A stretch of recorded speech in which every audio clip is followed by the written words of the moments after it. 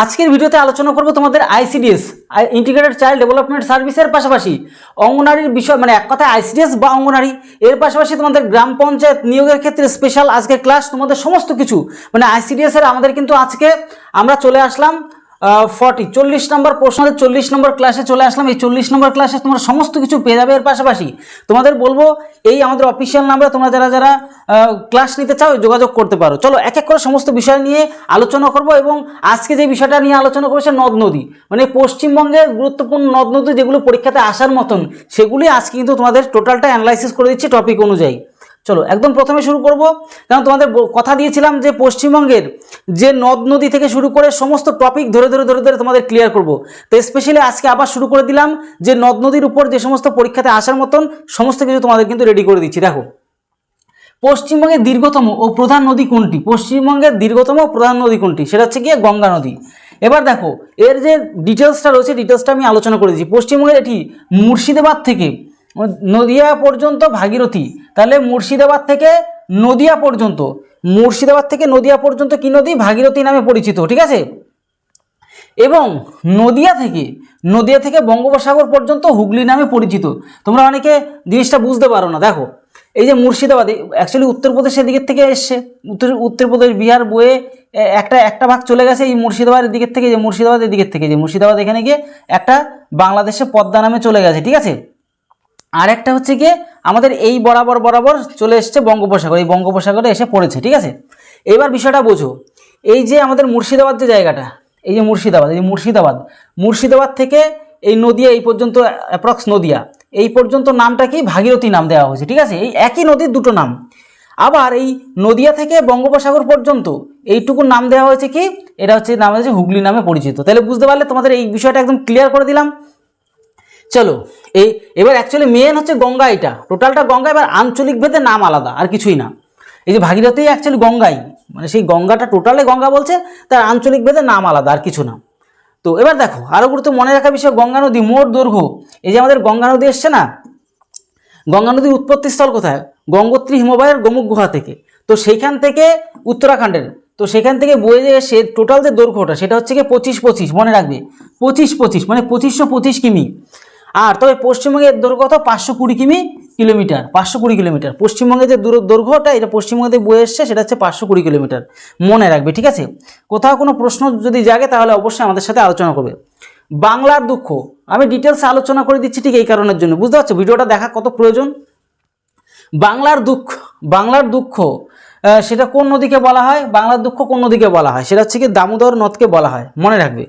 অতীতের প্রবল বন্যার কারণে এই নামকরণে, বন্যা এত পরিমাণে হতো, বাড়ি ঘর দর ভেঙে নিয়ে চলে যেত, মানে এত পরিমাণে বন্যা হতো, ঠিক আছে। তো দেখো মানে এই বন্যা নিয়ন্ত্রণের জন্য 1948 সালে আমেরিকার অনুকরণে ডিভিসি, দামোদর ভ্যালি কর্পোরেশন, ঠিক আছে, কর্পোরেশন গঠন করা হয়, মনে রাখবে। এগুলো খুব গুরুত্বপূর্ণ, ছোটো ছোটো জিনিসগুলো কিন্তু খুব গুরুত্বপূর্ণ। আর তোমাদের এখনও বলবো এই যে 7430885955 নাম্বার এখনই তোমরা কিন্তু সিট বুকিং করে নিতে পারো পশ্চিমবঙ্গের সেরা ক্লাস পাওয়ার জন্য, ঠিক আছে। তোমাদের অঙ্কগুলোকে ধরে শেখানো হচ্ছে, ওটা কোর্সের মধ্যে সব পেয়ে যাবে। এখানে তোমরা দেখতে পাচ্ছ মানে জিকে টাইপের যে সমস্ত ডিটেলসে আলোচনা করে, এর পাশাপাশি তোমাদের মক টেস্ট যেগুলো সেটা এমসিকিউ আকার তোমরা কোর্সের মধ্যেই পাবে। তোমাদের দেখাচ্ছি, আশা করি বুঝতে পারছো, তোমাদের কিছু ফিডব্যাকও দেখাচ্ছি। প্র্যাকটিস করতে পারলে, ওইভাবে প্র্যাকটিস না করলে তোমরা কিন্তু রেডি হতে পারবে না। ত্রাসের নদী বা উত্তরবঙ্গের ত্রাস কোন নদীকে বলা হয়? তাহলে ত্রাসের নদী বা উত্তরবঙ্গের ত্রাস কোন নদীকে বলা হয়? তিস্তা নদী। কি নদী? তিস্তা নদীকে বলা হয়, ঠিক আছে। উত্তরবঙ্গের দীর্ঘতম নদী কোনটি? সেটা কিন্তু আমাদের তিস্তা নদী, একই জায়গায় তিস্তা নদী। ক্লিয়ার হয়ে গেলে এবার দেখো ভালো করে বুঝবে। তাহলে উত্তরবঙ্গের দীর্ঘতম নদী হিসাবে তিস্তা নদী প্লাস ত্রাসের নদীও বলা হয়। তিস্তা নদী সিকিমের জেমু, এই যে জেমু দেখতে পাচ্ছ, জেমু হিমবাহের কাছে পাহন্ডি থেকে উৎপন্ন হয়ে ভারত ও বাংলাদেশের মধ্য দিয়ে প্রবাহিত একটি আন্তর্জাতিক নদী, ঠিক আছে, মনে রাখবে কিন্তু এটা। চলো আরো গুরুত্বপূর্ণ প্রশ্নের উত্তরের কাছে আমরা কিন্তু চলে যাব। দামোদর নদের উৎপত্তিস্থল কোথায় অবস্থিত? দামোদর নদের উৎপত্তিস্থল কোথায়? ঝাড়খণ্ডের ছোটনাগপুর মালভূমির খামারপাত পাহাড় থেকে, ঠিক আছে। ঝাড়খণ্ডের ছোটনাগপুর মালভূমির খামারপাত অঞ্চল থেকে আমাদের কিন্তু দামোদর নদীর উৎপত্তিস্থল, ঠিক আছে, দামোদর নদীর উৎপত্তিস্থল। আচ্ছা, মনে রাখার বিষয় কি রয়েছে, এই নদীটি উৎপত্তি লাভের পর পশ্চিমবঙ্গের হুগলি জেলার উলুবেরিয়ার কাছে ফলতায় হুগলি নদীর সাথে মিলিত হয়েছে। ফলতায় হুগলি নদীর সাথে, ওই যে বললাম না হুগলি নদী কোনখান থেকে কোনটুকু হুগলি নদী বলো তো? তোমাদের দেখিয়েছিলাম, এই যে তোমাদের দেখিয়েছিলাম হুগলি নদী কতটুকু, এই যে এইখান থেকে এইটুকু হুগলি, মানে এই নদিয়া থেকে বঙ্গোপসাগর নদী এখানে এসে মিলিত হয়েছে এরকম জায়গায় সেইভাবে। ঠিক আছে, চলো আমরা নেক্সট চলে যাব। চলো দেখি, এবার আমরা চলে আসবো আরও গুরুত্বপূর্ণ প্রশ্নের কাছে। দেখো এখানে আমরা এটা ক্লিয়ার করেছি। চলো এই আবার উল্লেখযোগ্য প্রশ্নের মধ্যে আমরা চলে, হলদি নদী কোন দুটি নদীর মিলিত প্রবাহ? সেটা হচ্ছে গিয়ে কংসাবতী আর কেল, এই দুটি নদীর মিলিত প্রবাহ। পূর্ব মেদিনীপুর জেলার শিল্প শহর হলদিয়া এই নদীর মোহনাতেই অবস্থিত। ঠিক আছে, এই নদীর মোহনাতেই কিন্তু অবস্থিত রয়েছে। ডিটেলস আলোচনা করে দিচ্ছি। চলো নেক্সট প্রশ্ন আমাদের কি রয়েছে দেখো, দেখবো একটু। ঠিক আছে, এখানে কি রয়েছে, এটা খুব পরীক্ষা আসে, ব্যাপক পরিমাণ আসে।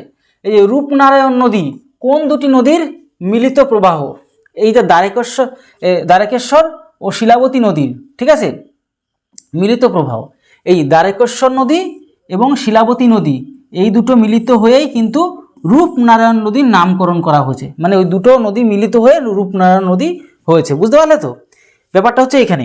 তাহলে বুঝতে পারলে রূপনারায়ণ নদী। বিখ্যাত কোলাঘাট তাপবিদ্যুৎ কেন্দ্র এই রূপনারায়ণ নদীর তীরেই অবস্থিত।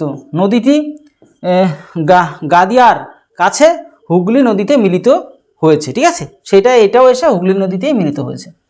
চলো আরও গুরুত্বপূর্ণ প্রশ্নের কাছে, সুন্দরবন অঞ্চলের বা জোয়ারের জলে পুষ্ট দুটি উল্লেখযোগ্য নদীর নাম কি? জোয়ারে সমুদ্রের জল ঠেলে ওঠে আর কি। ঠিক আছে, এটা হচ্ছে মাতলা আর বিদ্যাধরী। মনে রাখবে, সমুদ্রের জলও ঠেলে উঠে যায় এই নদীর মধ্যে, তাহলে কি মাতলা ও বিদ্যাধরী। এছাড়াও যদি কিছু হয়, গোসাবা, কালিন্দী, রায়মঙ্গল, ঠিক আছে, রায়মঙ্গল ইত্যাদি জোয়ারের জলে পুষ্ট কিন্তু হয়। দেখো জোয়ারের জলে পুষ্ট হওয়ায় এই নদীগুলির জল লবণাক্ত তো হবে। কেন? সমুদ্রের জল ঠেলে ওঠে না, তো লবণাক্ত হবে। প্রকৃতির হয় এবং যা ম্যানগ্রোভ অরণ্যের জন্য আদর্শ। এই যে ম্যানগ্রোভ মানে সুন্দরী গাছের ঠেসমূল, শ্বাসমূল সব উঠে আসে, জানো, বুঝতে পারছো আশা করি। তো এই হচ্ছে বিষয়গুলো রয়েছে এখানে। চলো আমাদের পরবর্তী গুরুত্বপূর্ণ প্রশ্ন, কলকাতা শহর কোন নদীর তীরে অবস্থিত? হুগলি নদীর তীরে অবস্থিত। ঠিক আছে, যে হুগলির কথা বললাম নদিয়া থেকে, এই যে আমাদের বিখ্যাত যে হাওড়া সেতু। ঠিক আছে, দেখো কলকাতা ও হাওড়া শহরকে যুক্ত করে এই নদীর ওপর নির্মিত হয়েছে রবীন্দ্র সেতু। মানে হাওড়া ব্রিজকে আমরা কি বলি এখন বর্তমানে? রবীন্দ্র সেতু বলা হয়। ঠিক আছে, এবং বিদ্যাসাগর সেতু, দ্বিতীয় হুগলি সেতুও রয়েছে এর মধ্যে। ঠিক আছে, বুঝতে পারছো, টোটালটাই বলে দিচ্ছি। চলো আরও গুরুত্বপূর্ণ প্রশ্নের কাছে আমরা চলে আসবো। দেখো এখানে কি রয়েছে, ফারাক্কা ব্যারেজ। এই যে ফারাক্কা ব্যারেজ দেখতে পাচ্ছ, ফারাক্কা ব্যারেজটা, এই ফারাক্কা ব্যারেজ কোন নদীর উপর নির্মিত হয়েছে? বুঝতেই পারছো, গঙ্গা নদীর উপরেই তো হয়েছে। বুঝতে পারছো, উপর মুর্শিদাবাদ জেলা। এটা কিন্তু কোন জেলায়? মুর্শিদাবাদ জেলায় রয়েছে। দেখো গুরুত্বপূর্ণ তথ্য মধ্যে, কলকাতা বন্দরকে পলি জমার হাত থেকে, কালকেও বলেছিলাম, থেকে রক্ষা করতে এবং হুগলি নদীকে জলের প্রবাহ বাড়াতে 1961 সালে এর নির্মাণ কাজ শুরু হয়। ঠিক আছে, চলো আরও গুরুত্বপূর্ণ প্রশ্ন। বুঝতে পারছো তোমরা, ফারাক্কা ব্যারেজ কে দেখেছো অবশ্যই তোমরা কিন্তু কমেন্ট বক্সে কমেন্ট করতে পারো। নেক্সট আমরা চলে যাবো এখানে, যে এই জিনিসগুলো কিন্তু খুব গুরুত্বপূর্ণ। আর তোমাদেরকে আরও একটা কথা বলি, বারবার তোমাদেরকে বলেছি প্রত্যেকটা ভিডিওতে, তোমরা এখনও অনেকেই প্রতিদিন মানে ফোন করো, প্রতিদিন কেন সবার ফোন ধরা সম্ভব না। ঠিক আছে, তাও তোমাদেরকে বলে রাখছি, তোমরা মানে 74308859 এই 55 নম্বরে এক্ষুনি যোগাযোগ করো, ফোন করে বিষয়গুলোকে ভালো করে জেনে নাও। ঠিক আছে, ভালো করে জেনে বুঝে তোমরা কিন্তু আর বিলম্ব না করে সিট বুকিং করে নাও। এবং আইসিডিএসের জন্য সমস্ত কিছু যা প্রয়োজন সবটাই আমরা কিন্তু খুব যত্ন সহকারে এবং দায়িত্ব সহকারে তোমাদের কিন্তু ক্লাসগুলো দেওয়া হচ্ছে। দেখো জলদাপাড়া অভয়ারণ্য কোন নদী তীরে অবস্থিত? এই জলদাপাড়া অভয়ারণ্য এই যে অভয়ারণ্যটা রয়েছে কোন নদীর তীরে অবস্থিত? তোরসা নদীর তীরে অবস্থিত। নদীটা কোনটা? তোরসা নদী। ঠিক আছে, আচ্ছা অতিরিক্ত তথ্যের মধ্যে কি রয়েছে, আলিপুরদুয়ার জেলায় অবস্থিত জলদাপাড়া জাতীয় উদ্যান একশৃঙ্গ গন্ডার এর জন্য বিখ্যাত। ঠিক আছে, একশৃঙ্গ গন্ডার একটা শিং বিশিষ্ট। ঠিক আছে, এক শৃঙ্গ গন্ডার মানে একটা শিং বিশিষ্ট গন্ডারের জন্য বিখ্যাত। তো চলো নেক্সট আমরা চলে যাব আরও গুরুত্বপূর্ণ প্রশ্নের কাছে, যে শিলিগুড়ি শহর, শিলিগুড়ি শহর কোন নদী তীরে অবস্থিত? প্রত্যেকটা গুরুত্বপূর্ণ। তোমাদের শিলিগুড়ি শহরে তোমরা কারা কারা রয়েছে অবশ্যই কিন্তু কমেন্ট বক্সে কমেন্ট করবে। মহানন্দা ও বালাসন নদী তীরে অবস্থিত, মহানন্দা এবং বালাসন নদী তীরে কিন্তু অবস্থিত শিলিগুড়ি শহরটা, ঠিক আছে। দেখো, দার্জিলিং জেলার যে অন্তর্গত শিলিগুড়ি শহরকে উত্তর পূর্ব ভারতের, এই উত্তর পূর্ব ভারত রয়েছে না, উত্তর আর পূর্ব, এই উত্তর পূর্ব ভারতের প্রবেশদ্বার, gateway of north east India বলা হয়, ঠিক আছে, মনে রাখবে। চলো আরও গুরুত্বপূর্ণ প্রশ্নের কাছে আমরা পৌঁছে যাব। পশ্চিমবঙ্গের কোন নদীকে মৃতপ্রায় নদী বলা হয়? মানে মৃতপ্রায়, প্রায় আর সেরকম জল টল আর কি থাকে না সেরকম পরিমাণে, ঠিক আছে, মৃতপ্রায় বললেই হয়। তো বিদ্যাধরী নদীকে বলা হয়, মনে রাখবে। এরকম প্রশ্ন আসবে কিন্তু পরীক্ষায়, এরকম টাইপের প্রশ্ন আসে বলেই সেগুলো তোমাদেরকে গোছানো করে সমস্ত কিছু রেডি করে তোমাদেরকে প্রোভাইড করছি। প্রাচীনকালে এটি একটি প্রধান নৌপথ ছিল, কিন্তু বিখ্যাত চন্দ্রকেতুগড়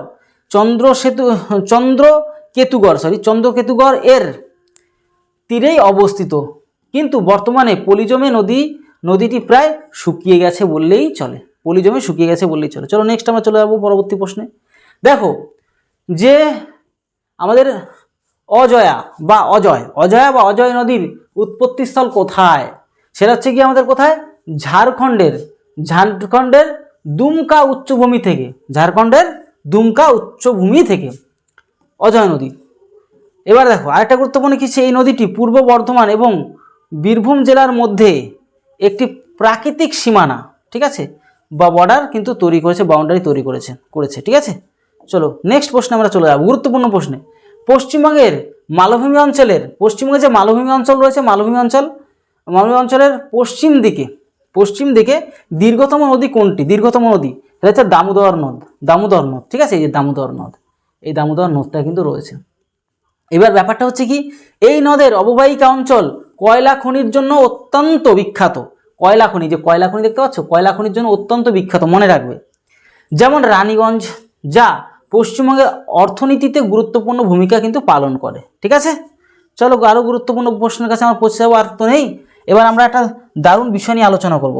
আমাদের এখানে আইসিডিএস এবং গ্রাম পঞ্চায়েত দুটো কি, আইসিডিএস এবং কি গ্রাম পঞ্চায়েত, এর জন্য আমরা স্পেশালি বলবো এই যে নম্বর 7430885955 নাম্বারে এখনই তোমরা যোগাযোগ করো এবং সিট বুকিং করে নাও। কিন্তু আমাদের এখানে কি হচ্ছে, একদম সেপারেট বলবো, সপ্তাহে 3 দিন ক্লাস, সোম বুধ শনি রাত 8টা নাগাদ ক্লাস আসছে।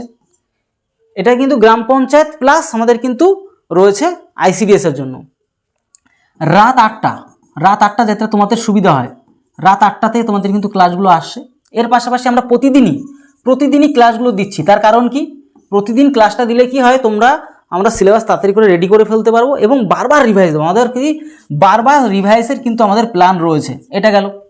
এর পাশাপাশি আমাদের কি, যে প্রতিদিন মক টেস্ট তো খুব গুরুত্বপূর্ণ জিনিস, এবং মক টেস্ট একদিন দিলেই তুমি বুঝতে পারো, প্রতিদিন তো মক টেস্ট যাবে, একদিন তুমি যদি মক টেস্ট দিয়ে ফেলো তোমার মক টেস্ট ছাড়তে ইচ্ছে করবে না, এতটা পরিমাণে তোমার ভালো লাগবে এবং তোমার প্র্যাকটিসটা দারুণভাবে হবে। 30টার অ্যাপ্রক্স 30টা করে প্রশ্ন থাকে এবং মক টেস্ট দিতেও খুব অ্যানালাইসিসভাবে দেওয়া হয়। আমি একটা মক টেস্ট তোমাদেরকে আবারও একটা দেখাবো, তোমরা অনেকেই বলছিলে, ঠিক আছে। প্লাস ম্যাথগুলিকে ধরে তোমাদের শেখানো হচ্ছে, একদম বেসিক থেকে ছোট বিষয়গুলো থেকে শুরু করেছি, সমস্ত বিষয়টা তোমাদের ধরে শেখানো হচ্ছে। তোমাদের বাদবাকি অল সাবজেক্ট যা প্রয়োজন, ইংলিশ থেকে শুরু করে গ্রামার থেকে শুরু করে সমস্তটাই আমরা কিন্তু কভার আপ করছি টোটাল কোর্সের মধ্যে। তোমরা হয়তো এখানে শুধুমাত্র জিকেটা দেখতে পাচ্ছ, তার জন্য অনেকে বুঝতে পারছো না ব্যাপারটা, টোটাল বিষয়টাকে আমরা মেহনত করে তোমাদেরকে কভার আপ করাচ্ছি। তাই তোমাদেরকে বলবো, আমাদের যে অফিসিয়াল নাম্বার রয়েছে এটা এখনই যোগাযোগ করো, এই নম্বরে যোগাযোগ করে তোমরা কিন্তু সিটটা বুকিং করে নাও এবং প্রতিদিন প্র্যাকটিস করতে পারবে, খুব সুবিধা রয়েছে। মক টেস্ট তো থাকবেই প্রতিদিন। তোমাদের দায়িত্ব, তোমাদের কোনো ডাউট যদি হয় সেটা আমরা কিন্তু সম্পূর্ণ ক্লিয়ার করে দিচ্ছি, ঠিক আছে। তোমরা আমাদের এই অফিসিয়াল নাম্বারে জানাতেও পারবে তোমার ডাউট, সমস্তটাই আমরা ক্লিয়ার করছি, অনেক মেহনত করছি তোমাদের জন্য। তবে এইটুকু বলবো, তোমরা এখনই সিট বুকিং করে নিয়ে তোমরা কিন্তু আমাদের ক্লাস শুরু করে দাও। তাহলে ভিডিওটি এলো, তত সময় পরিবারের সাথে ভালো থেকো, সুস্থ থেকো। জয় হিন্দ, জয় ভারত। আর অবশ্যই ভিডিওটি শেয়ারও করতে পারো।